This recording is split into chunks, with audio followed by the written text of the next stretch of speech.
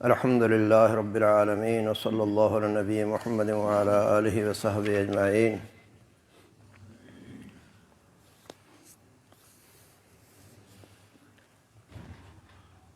دین اسلام کی تعلیمات انتہائی سہل اور سادہ ہیں، اور ان میں کسی قسم کی کوئی اغلاق یا الجھاؤ نہیں ہے۔ آدمی سیدھے سباؤ فطری اور طبعی انداز میں فطرت سلیم کے ساتھ سننا، پڑھنا چاہے، معلوم کرنا چاہے تو الحمدللہ اسے راہ مستقیم ملتی ہے۔ بہرحال اللہ تبارک و تعالیٰ کی حکمت ہے کہ وقت گزرنے کے ساتھ ساتھ لوگوں میں وہ افتراق اور تقسیم ہوئی اور امتیں تقسیم ہوتی رہیں۔ یہودی 71 فرقوں میں، یہودی 72 فرقوں میں، اور فرمایا رسول اللہ صلی اللہ علیہ وسلم نے کہ میری امت 73 فرقوں میں تقسیم ہو جائے گی۔ اللہ رب العالمین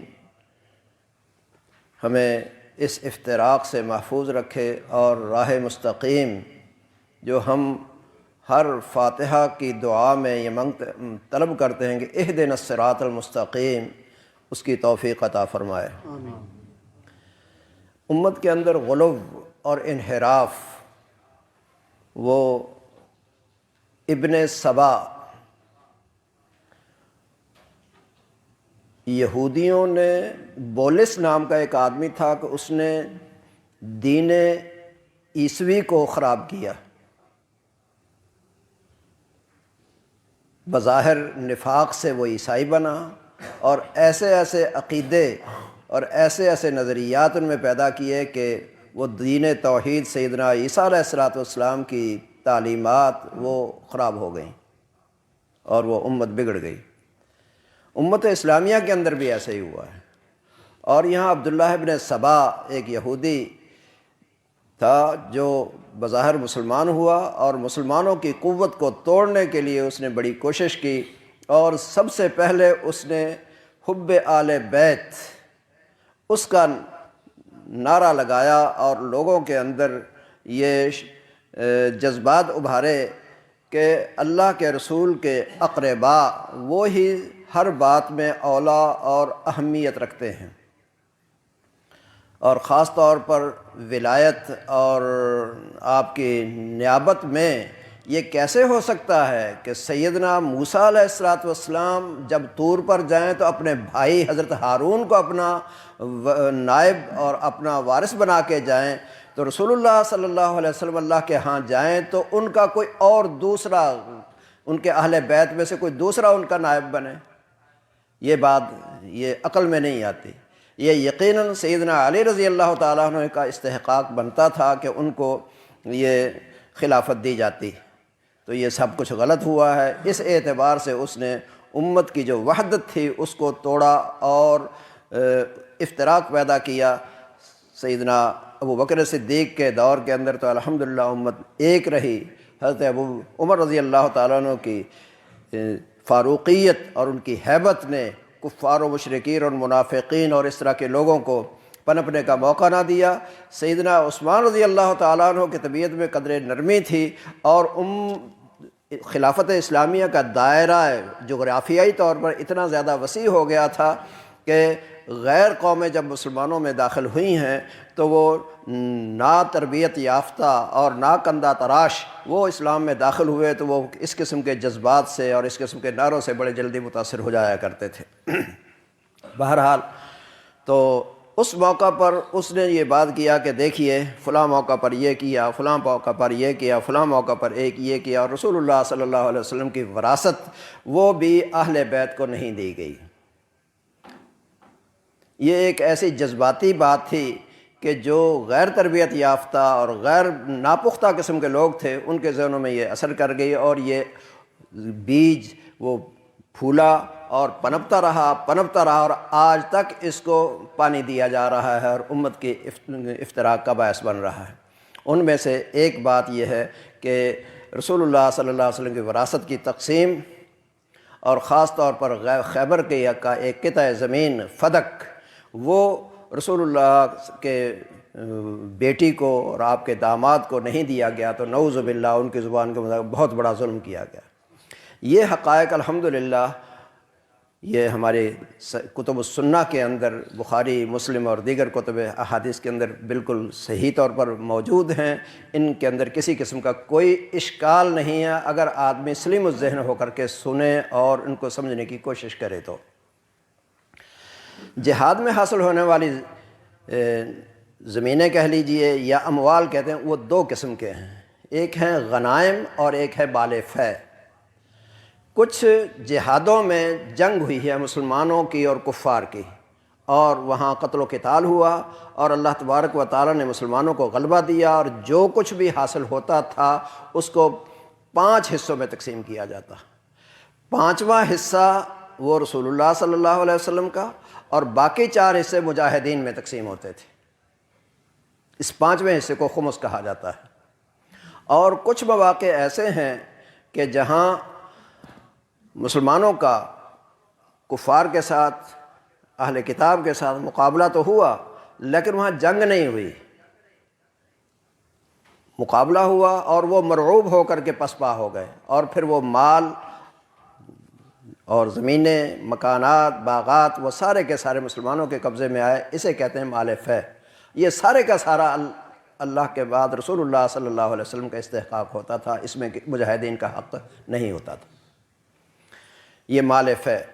تو سیدنا عمر رضی اللہ تعالیٰ عنہ، حضرت ابوبکر کے دور میں بھی یہ سوال اٹھا تھا۔ سیدہ فاطمہ رضی اللہ تعالیٰ عنہ کا پیغام اللہ کے رسول اللہ کے خلیفہ حضرت ابوبکر تک پہنچا۔ حضرت ابوبکر نے کہا کہ دیکھیے، ہم تو اس کے اندر وہی کچھ کرنے والے ہیں جو رسول اللہ صلی اللہ علیہ وسلم اپنے عہد مبارک میں کرتے رہے، کہ مال فے اللہ کے نبی کے پاس ہوتا تھا، اور آپ علیہ الصلوۃ والسلام نے اس کو مال کو اپنے پاس اس حیثیت سے نہیں رکھا کہ مجھے مال کی ضرورت ہے، جس طرح کہ عام لوگوں کی مزاج اور ان کی نفسیات ہوتی ہے کہ وہ اپنا خزانہ اور بینک بیلنس بنانا چاہتے ہیں۔ قطعاً نہیں۔ آپ علیہ الصلوۃ والسلام اپنی ضرورت، اپنے گھر والوں کی ضرورت، وہ 1 سال کی جو ہوتی تھی وہ انہیں دینے کے بعد باقی وہ اپنے اقربا میں اور ضرورت دیگر مسلمانوں میں اور تقسیم کر دیا کرتے تھے۔ انہی میں سے مال فے ہے، خمس کا، فدق کا معاملہ ہے۔ یہ فدق والا معاملہ بھی رسول اللہ صلی اللہ علیہ وسلم کے اپنے اخراجات میں اور اس کے بعد دیگر لوگوں میں اور بنی ہاشم وغیرہ میں تقسیم ہوا کرتا تھا۔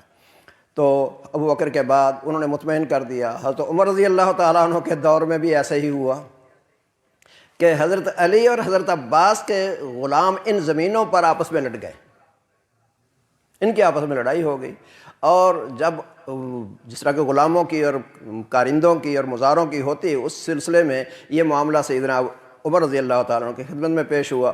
اس موقع پر حضرت عبد الرحمن ابن عوف اور ان کے کچھ ساتھی بھی آئے، حضرت عثمان بھی تھے ان میں، اور دوسری طرف سے حضرت عباس اور حضرت علی بھی تشریف لائے۔ ان دونوں کی باتیں سنائی گئیں، اور اس موقع پر ہر نے کہا کہ ہمارے درمیان فیصلہ کرا دیجئے، تو اور ہر ایک کو مطمئن کیجئے۔ تو حضرت عمر رضی اللہ تعالیٰ عنہ نے دونوں کی باتیں سنی، وہ جانتے بھی تھے، تو انہوں نے کہا کہ آپ سب جانتے ہیں کہ رسول اللہ صلی اللہ علیہ وسلم کے دور کے اندر کیا ہوتا تھا، حضرت ابوبکر نے کیا کیا، اور میں بھی وہی کروں گا جو رسول اللہ کے بعد حضرت ابوبکر کہے، اس سے بات نہیں۔ اگر آپ یہ زمین بطور مزارے کے اپنے پاس رکھیں تو فبہا، آپ وہ اس کے اندر محنت کرتے رہیں، اپنا حق الخدمت لیں اور باقی بیت المال میں جمع کرا دیں۔ اگر آپ یہ کہیں کہ زمین ہمارے نام لگا دی جائے تو یہ نہیں ہو سکتا۔ مسئلہ تنازع صرف زمین کے نام لگانے کا تھا اور کچھ نہیں تھا۔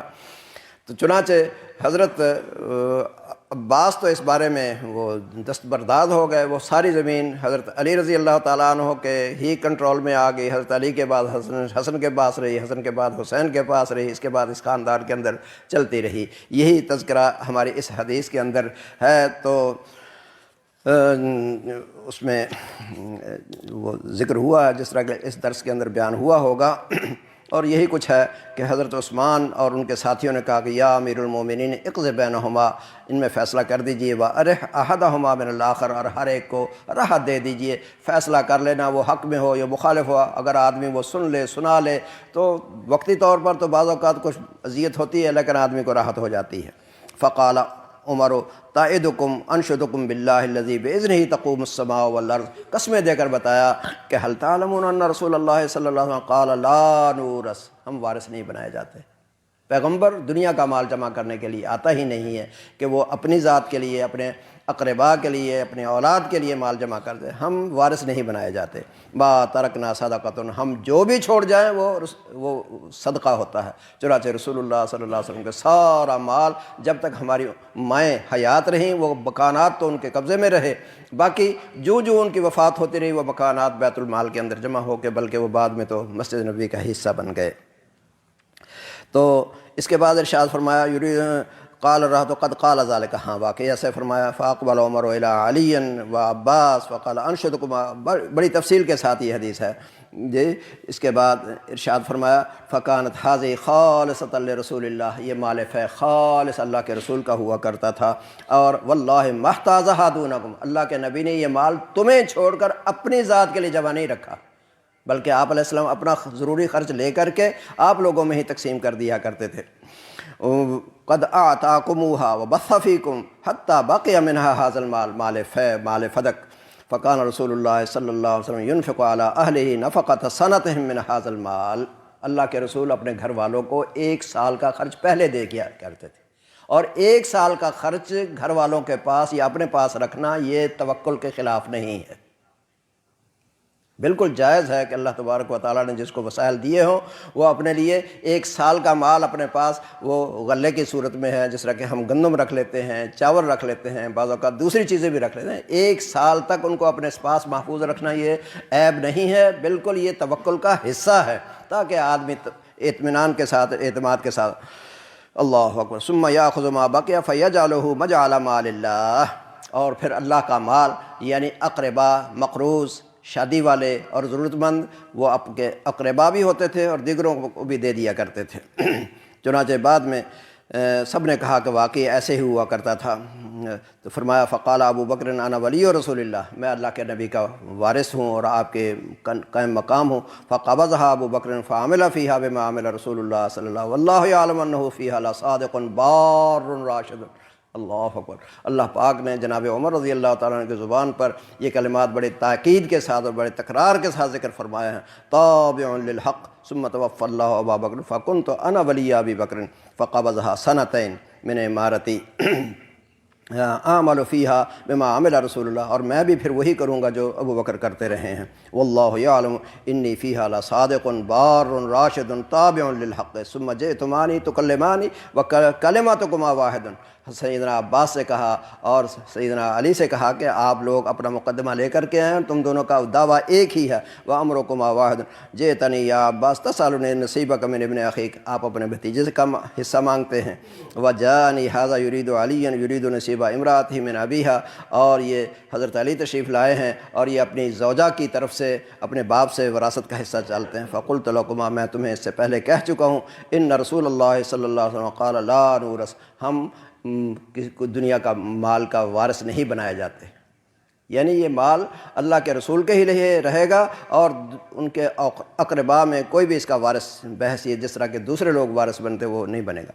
मा तरकना सदक़तन फलम्मा बदाली अन अदफ़ाहु इलैकुमा क़ुल्तु इन शिअ्तुमा दफ़अतुहा इलैकुमा अला अन्ना अलैकुमा अहदल्लाहि व मीसाक़हु लतामालान फ़ीहा बिमा अमिल फ़ीहा रसूलुल्लाह सल्लल्लाहु अलैहि वसल्लम व बिमा अमिल फ़ीहा अबू बकर, कि तुम भी उसी तरह करोगे जिस तरह के रसूलुल्लाह करते रहे, कि 1 साल का ख़र्च अपने घर वालों को दे करके बाकी बैतुल माल में। अबू बकर भी यही कुछ करते रहे और वबिमा अमिल तो, और ये चंद साल हुए हैं कि मैं भी यही कुछ करता रहूँ अब तक। फ़क़ुल्तुमा, और तुमने कहा था कि इदफ़ा हाँ इलैना, आपने कहा था कि हम बतौर मुज़ारे के इस ज़मीन में रहेंगे तो इसमें कोई हर्ज वाली बात नहीं। फ़बिज़ालिका दफ़ा, इसी अहद पर मैंने ये ज़मीन फ़दक वाली तुम्हें दी थी। फ़अनशदुकुम बिल्लाह हल दफ़अतुहा इलैहिमा, दूसरे हज़रत उस्मान, हज़रत अब्दुर्रहमान इब्न औफ़ वगैरह बैठे जो थे, फरमाया कि आप गवाह हैं ना कि इनके ज़मीन बतौर मुज़ारे के इनको दे दी गई थी।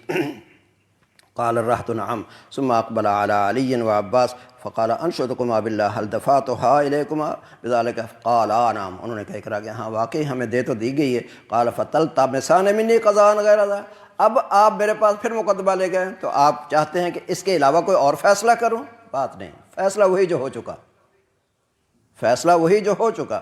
اب بطور مضارع کے آپ اس میں کام کریں تو کریں، بطور ملکیت کے تمہارے نام نہیں لگائی جا سکتی. فواللہ الذی باذنہ تقوم السماء والارض لا اقضی فیہا قضاء غیر ذلک، قسم ہے اس ذات کی کہ جس کے حکم سے یہ زمین و آسمان قائم ہے. اس میں وہ پہلا فیصلہ جو رسول اللہ نے کیا، رسول اللہ کے بعد حضرت ابوبکر کا اس پر عمل رہا، اور پھر میں اپنے 2-3 سال یہ جو کر رہے ہیں، اس کے علاوہ اور کوئی فیصلہ نہیں.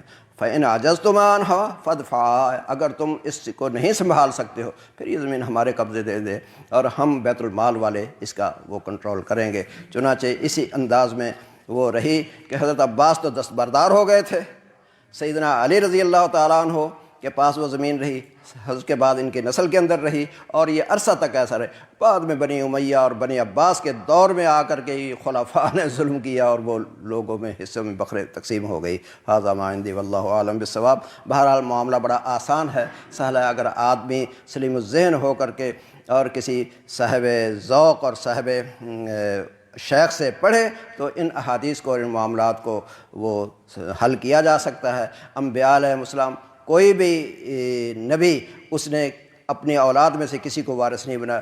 وہ کچھ آیات ہیں کہ سیدنا سلیمان علیہ السلام داؤد کے وارث بنے تھے. تو بھائی سیدنا داؤد علیہ السلام کے کیا ایک ہی بیٹا تھا کہ وہ ان کے تو میرے خیال 14 یا اس سے زیادہ بیٹے تھے. کیا ان میں سے صرف داؤد کو وراثت ملی تھی؟ وراثت ہے وہ نبوت کی وراثت تھی، اور وہ اس کا مستحق سوائے سلیمان کے اور کوئی نہیں ہو سکتا تھا.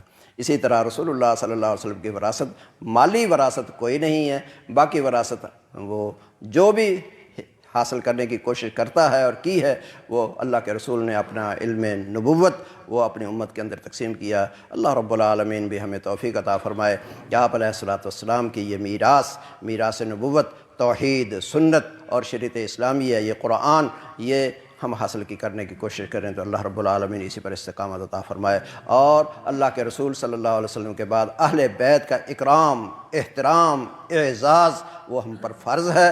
ہم ان کے لیے ہمیشہ دعا کرتے ہیں، اور ہماری اس وقت تک نماز پوری نہیں ہوتی جب تک اپنی نماز کے آخر میں کیا کر لیں، اللہم صلی علی محمد وعلی آل محمد. آل محمد سے محبت تو ہمارے ایمان کا حصہ ہے. نعوذ باللہ اگر کسی کے ذہن میں آل محمد کے ساتھ رسول اللہ کی زوجات محترمات، آپ کی اولاد مکرمہ، آپ کے داماد اور دیگر اقرباء کے معمولی بھی خلش آتی ہے، اس کا ایمان خراب ہوتا ہے. اور ہم جب بھی ان کا نامی لیتے ہیں ہماری زبانوں پر بڑے محبت کے ساتھ، بڑی پیار کے ساتھ رضی اللہ تعالی عنہ کے لفظ جاری ہوتے ہیں. تو اللہ رب العالمین ہمیں اہل بیت کے ساتھ، یعنی سیدہ فاطمہ ہیں اور اس سے پہلے دیگر آپ علیہ السلام کی دختران مبارک ہیں، اور حضرت علی کے بعد آپ کی اولاد حضرت حسن ہیں، حسین ہیں، وہ سارے کے سارے ہمارے ایمان کا حصہ ہیں. ہم ان سے محبت کرتے ہیں. اللہ رب العالمین ہمیں اہل ایمان کے ساتھ رکھے اور اسی پر موت آئے اور انہی کے ساتھ ہماری بعثت ہو. اللہ رب العالمین استقامت عطا فرمائے. اقول قولی ھذا وآخر دعوانا الحمدللہ.